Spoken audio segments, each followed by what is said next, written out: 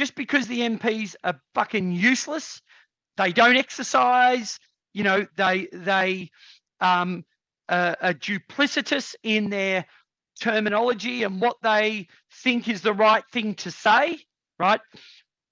I'm not going to sit there and go, okay, well, there's no point. Nuh-uh.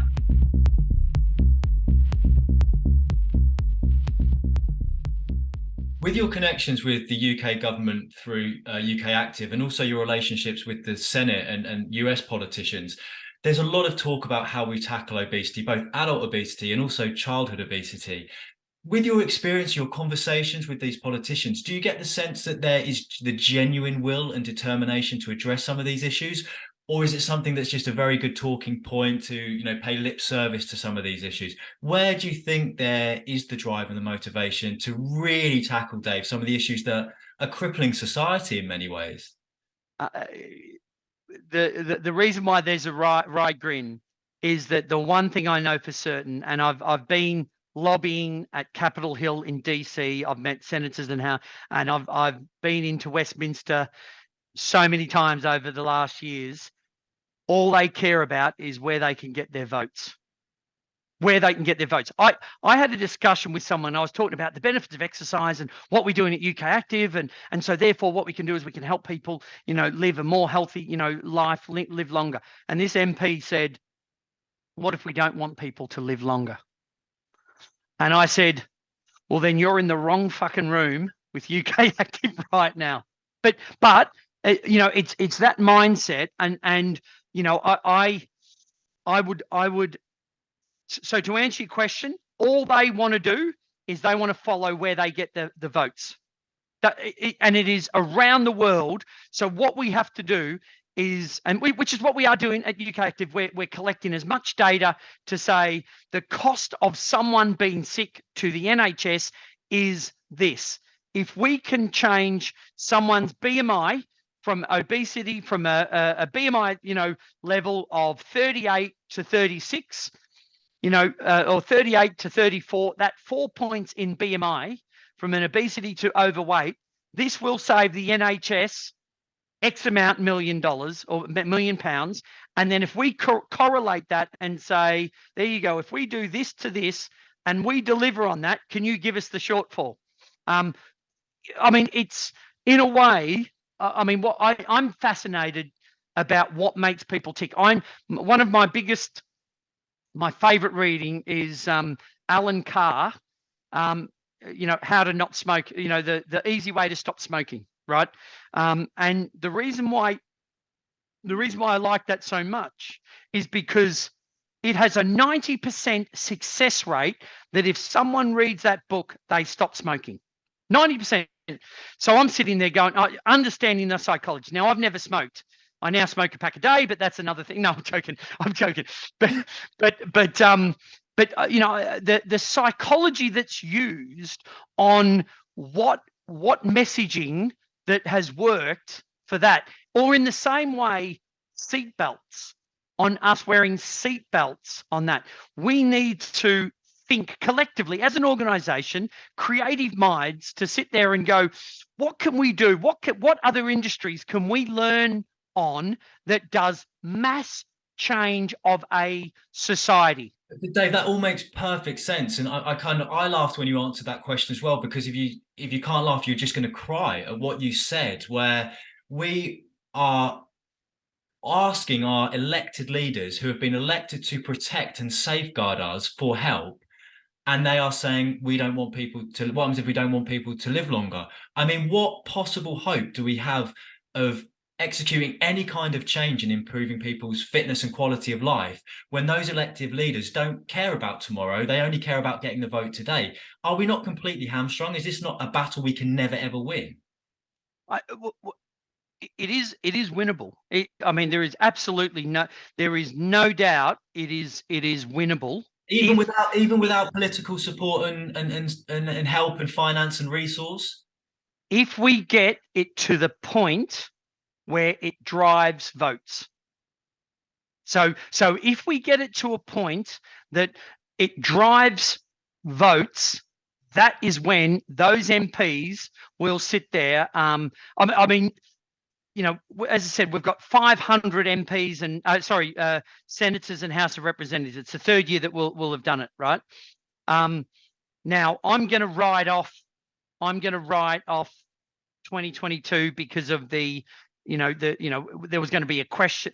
Ironically, there was going to be a question to Boris at question time about whether he's going to participate in the UKActive Myzone MP challenge, which was called MP Be Active. It was called the MP Be Active challenge, right? Now I'm going to write that off, but there were far too many of those MPs and all this that were, oh gosh, that will actually interfere with me, having my dinners that are paid for by my constituencies or whatever you call it. So what we need to do is we need to continue to beat the drum. Now, hey, Joe, the fact that we are going in November and we're going to be doing another MP Be Active challenge is better than where we were 3 years ago. It's better than where we were 4 years ago. It will be better than where we are last year. So it's steps. 10 years or maybe 15 years ago or 12 years ago when I was on the UKActive board before that, we used to be called the Fitness Industry Association, the FIA, and we transferred it, with Fred Turek and David Stalker, we transferred it to UKActive because we wanted that active and get away from fitness, so to speak, to scare people away. Okay, so it's been steps that we're moving, and now we've got Europe Active, we've got Oz Active. We support the Physical Activity Alliance in America.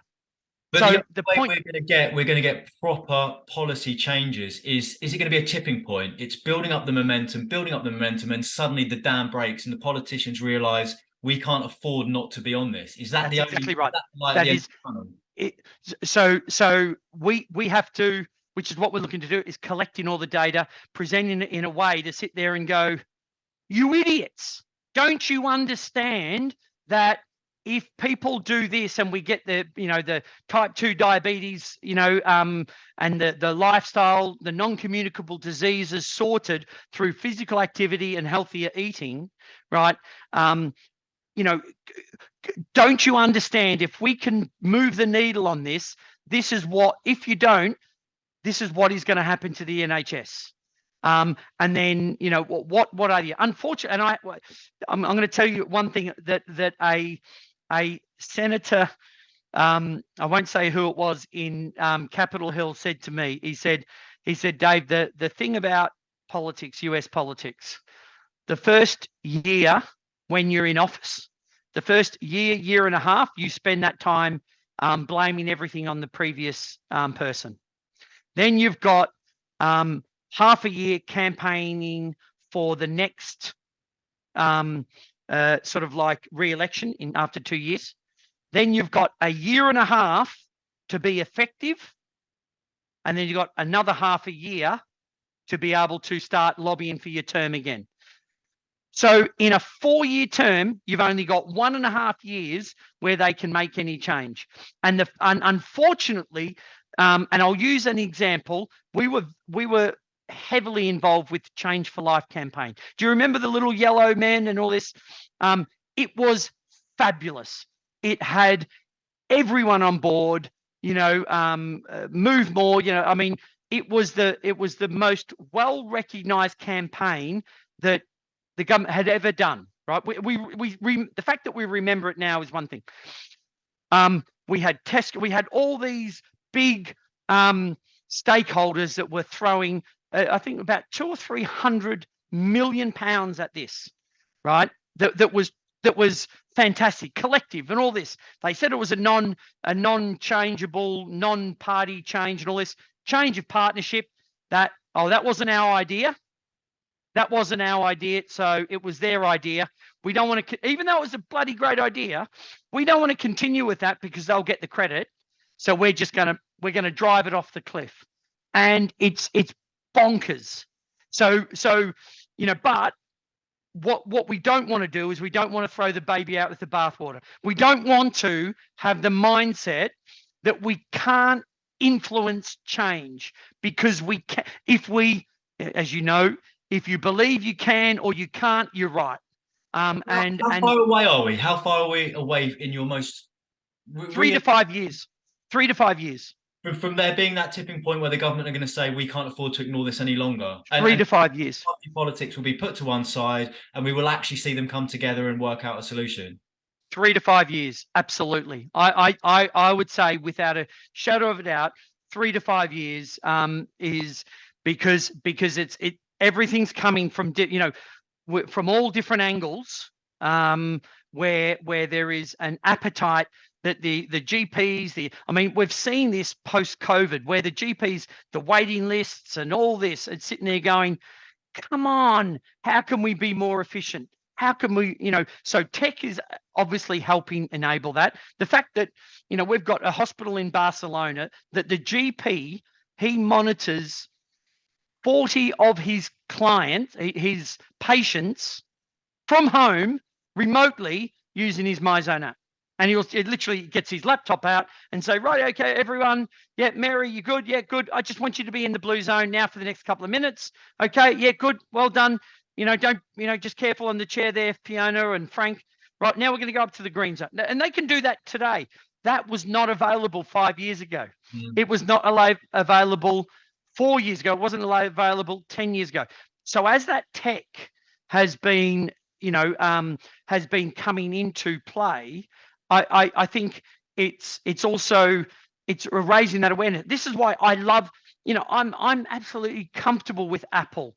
I'm comfortable with Apple coming into the fitness space with their Fitness Plus and all this. I'm happy with, I know Google dropped Halo or Amazon dropped Halo again because it squealed like a pig and it's the accelerometer. So, hey, go figure. However, all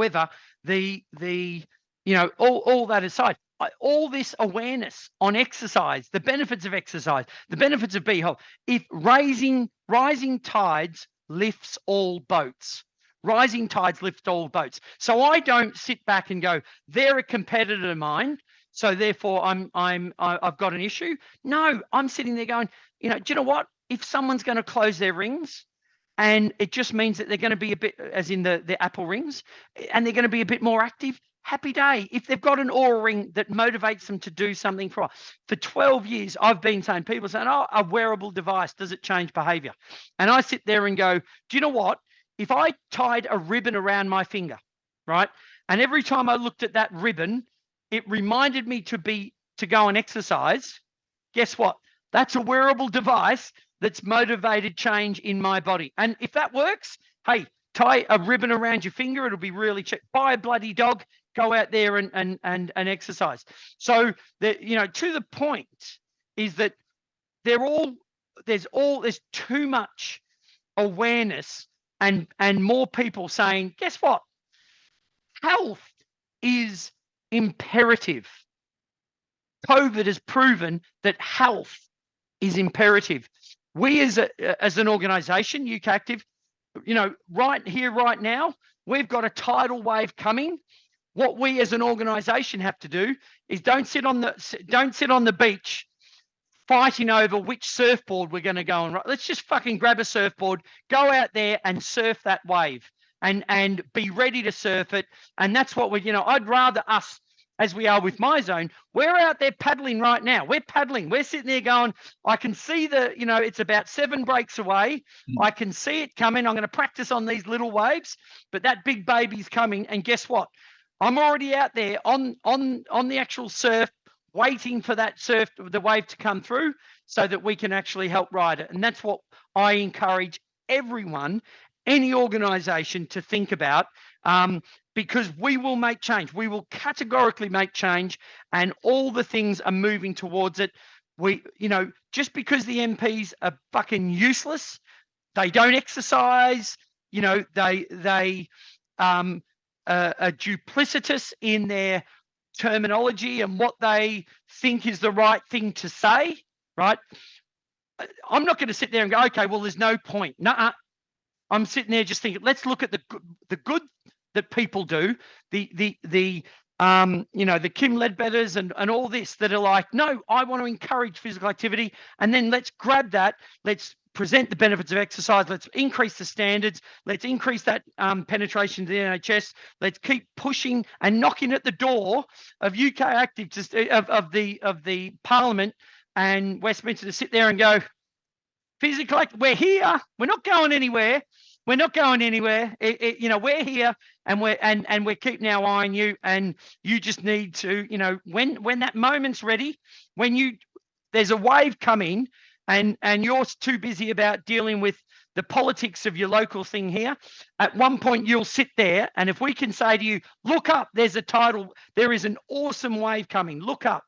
And at the point that they look up, I want them to go, UKActive, help us out.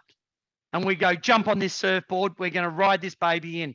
And that there is what we can do if we work together. We don't fragment. We don't fragment to say, well, you're a leisure centre, my taxes pay and you don't pay VAT and all this. You know, we have to rise above that. We have to rise above that. Don't throw the baby out with the bathwater and literally and sit there and just go, you know, do you know what? We literally have to work together to make more people more active more often. And if we do that, we just, you know, everyone's going to benefit out of it, really. Does it ever frustrate you though, Dave? Because obviously all the time. I want to check your heart rate now. I was just sitting there thinking, I'm getting a bit bloody fired up here. I've just switched my Myzone on again, and I'm just I'm seeing where it's popped up. I wouldn't be surprised if I was in the bloody green zone.